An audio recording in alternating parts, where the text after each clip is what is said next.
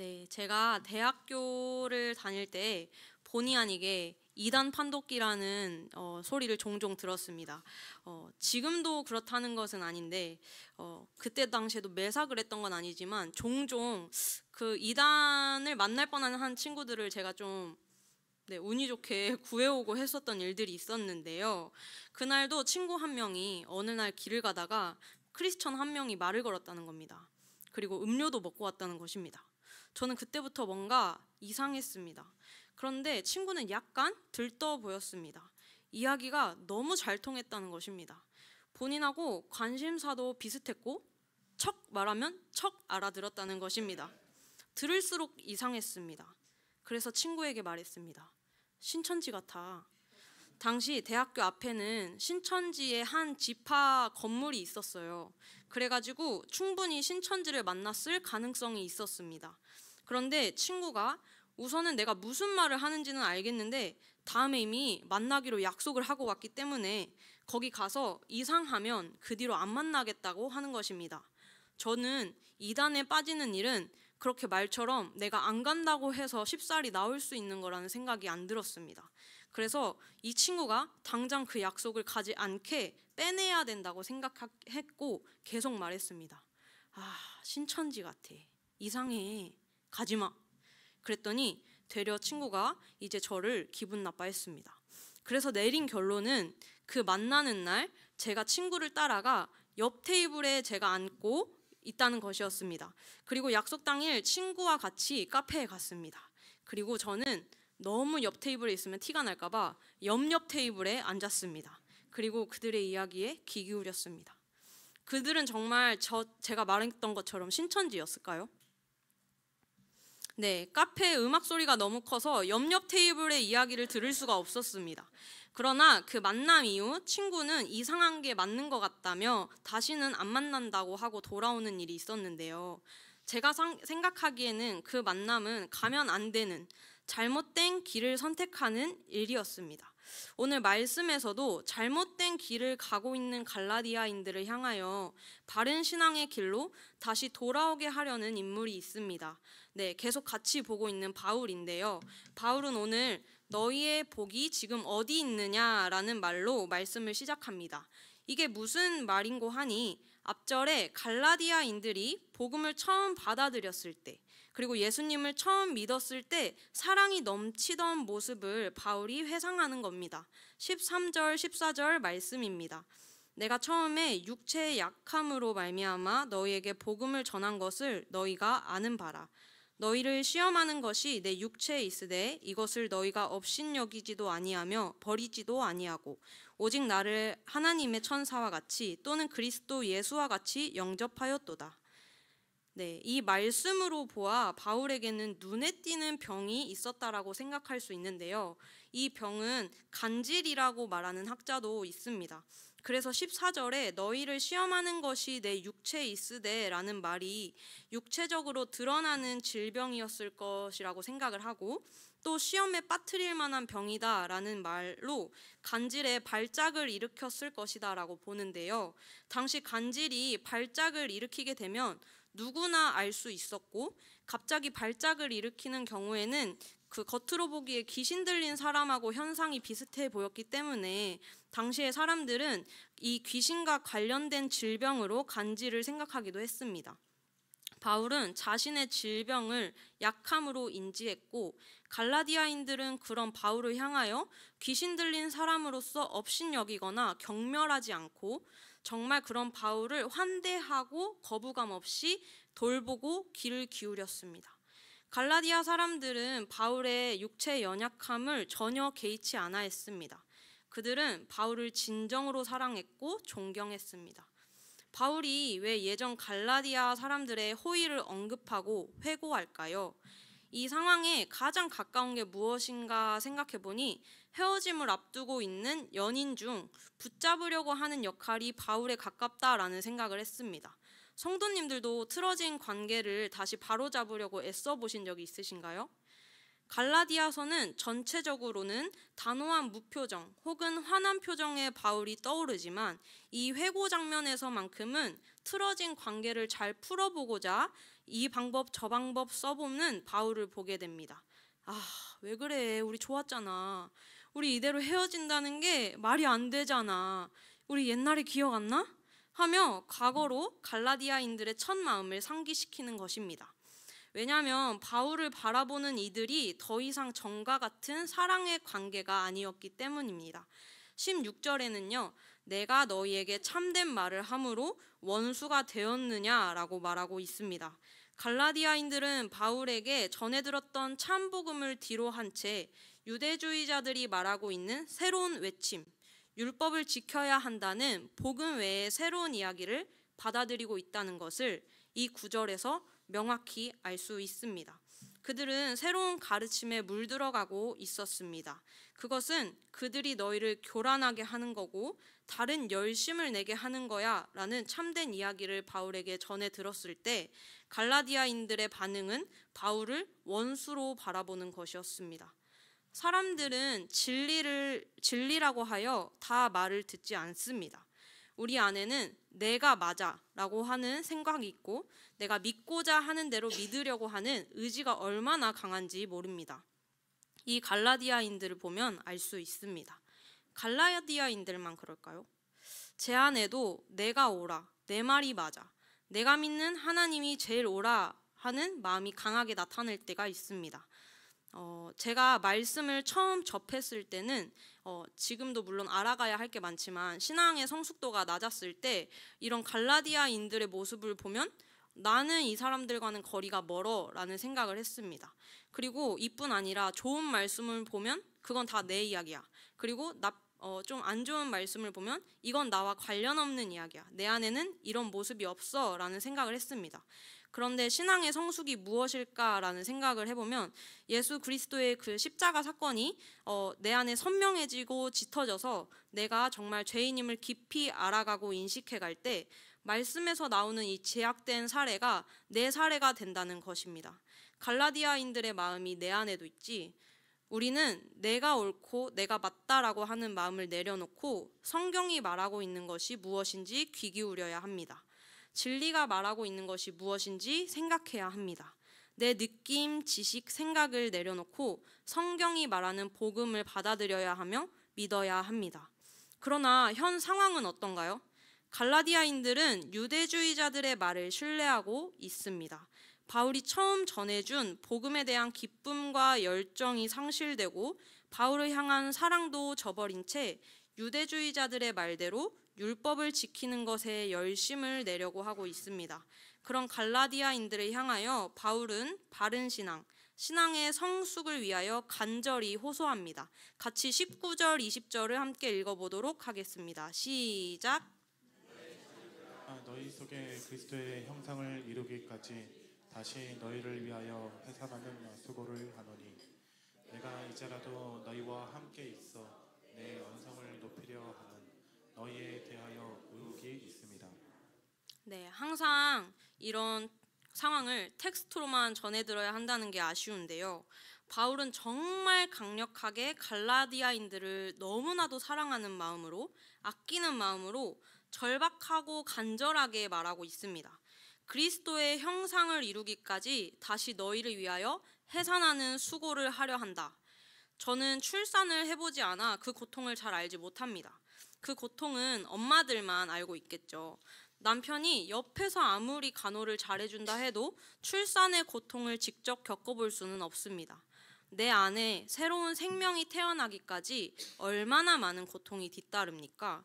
육체적 아픔뿐 아니라 호르몬의 변화, 그리고 아기를 잘 낳기 위하여 정말 하고 싶은 것, 먹고 싶은 것을 절제하는 등 출산을 위해서는 뱃속에 있는 생명에게 모든 것이 맞춰지기 시작합니다. 그리고 출산을 하기까지 엄청난 고통이 따릅니다. 복음을 전하는 것은 생명에서 생명을 잉태하는 일과 같습니다. 예수 그리스도의 생명을 받은 자들이 예수 그리스도의 생명을 잉태하는 일은 실제로 쉬운 일이 아닌 고통이 뒤따르는 일입니다. 바울은 이미 처음 갈라디아의 복음을 전하다가 고난을 겪은 경험이 있습니다. 그러나 그 고난을 다시 겪겠다는 것입니다. 이 생명들이 다시 그리스도의 형상을 이루기까지 바울은 해산의 수고를 자처합니다. 지금 바울은 자신의 말을 잘 듣는 제자들을 만들려고 애쓰는 것이 아닙니다. 유대주의자들과 편가르기를 하고 당을 만들려고 하는 것이 아닙니다. 이미 복음을 받아들이고 예수 그리스도의 형상을 지닌 이들이, 하나님의 자녀의 신분이 된 이들이 다시 율법의 종의 노예가 되겠다라고 하니 그 길에서 돌아오기를 간절히 바라는 것입니다. 바라기뿐 아니라 그들을 향해 움직입니다. 예수 그리스도의 복음이 우리에게 주는 것이 있습니다. 그것은 바로 자유입니다. 같이 갈라디아서 4장 6절부터 7절을 함께 읽어보도록 하겠습니다. 시작. 너희가 아들임으로 하나님이 그 아들의 영을 우리 마음 가운데 보내사 아빠 아버지라 부르게 하셨느니라. 그러므로 내가 이후로는 종이 아니요 아들이니 아들이면 하나님으로 말미암아 유업을 받을 자니라. 예수 그리스도가 이 땅에 오기 전까지는 우리는 율법 아래에 종노릇했습니다. 율법의 메인바 되었습니다. 내가 하나님을 두고 종노릇을 했다니 하고 나쁘게 받아들일 것이 아닙니다. 하나님께서 예수 그리스도가 오기 전까지 하나님의 백성들이 지킬 법으로 율법을 주셨습니다.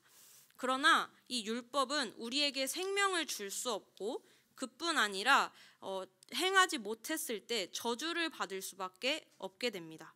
율법은 우리로 하여금 죄가 무엇인지 알게 하는 역할이자 율법을 다 지킬 수 없는 소망 없는 인간들이 예수 그리스도를 향하여 시선을 옮겨 예수 그리스도를 소망하게 돕는 역할을 합니다.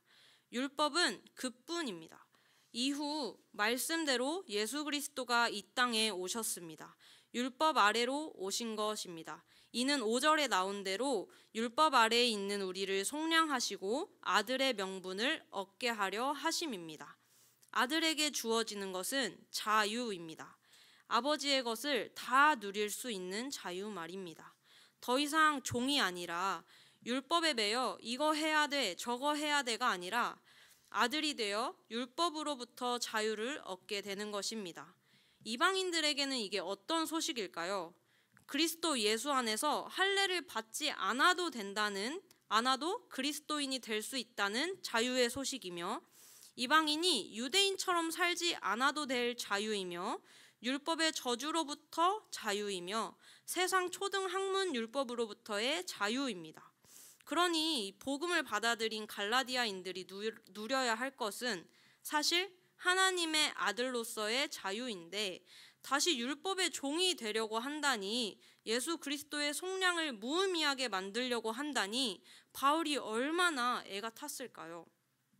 그 길만큼은 가지 말아야지 라는 마음으로 갈라디아인들을 바라보고 있지 않았을까요? 오늘을 사는 우리도 동일합니다. 우리도 그 길만큼은 가지 말아야지 하는 길이 있습니다. 바로 예수 그리스도의 십자가의 대속을 까마득히 잊은 채 복음을 믿기만 하면 하나님의 자녀가 되는 특권을 잊은 채 율법의 종이 되어 하나님 앞에서 내 행위로 인정받으려고 하는 것입니다. 이것이 범하는 오류가 무엇이 있을까요? 나는 지은 죄가 있어서 하나님 앞에 나아갈 수가 없어. 나 같은 사람을 하나님께서 용납하실 리가 없어. 나의 행위에 따라 하나님 앞에 설 수 있고 없고를 판단하는 오류를 범하게 됩니다.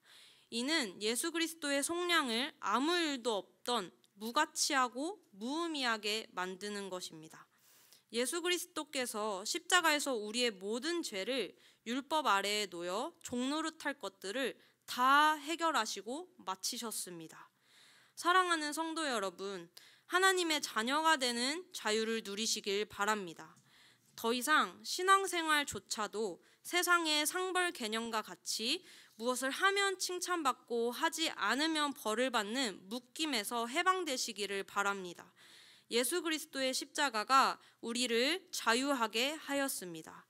이 자유는 내가 맘대로 하고 싶은 대로 사는 것을 뜻하지 않습니다.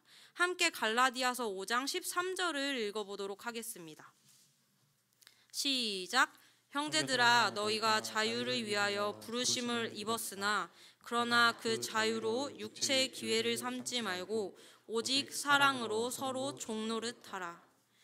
하나님은 자유를 얻은 우리에게 정확히 어떻게 사용해야 할지 알려주십니다. 사랑으로 서로 종노릇하며, 이것이 바로 예수 믿는 자들의 삶입니다.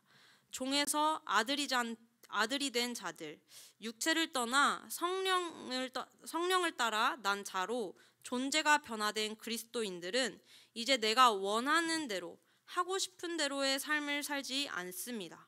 내가 주인 되어 사는 삶이 아닌 내 안에 그리스도께서 사시는 삶을 살게 됩니다.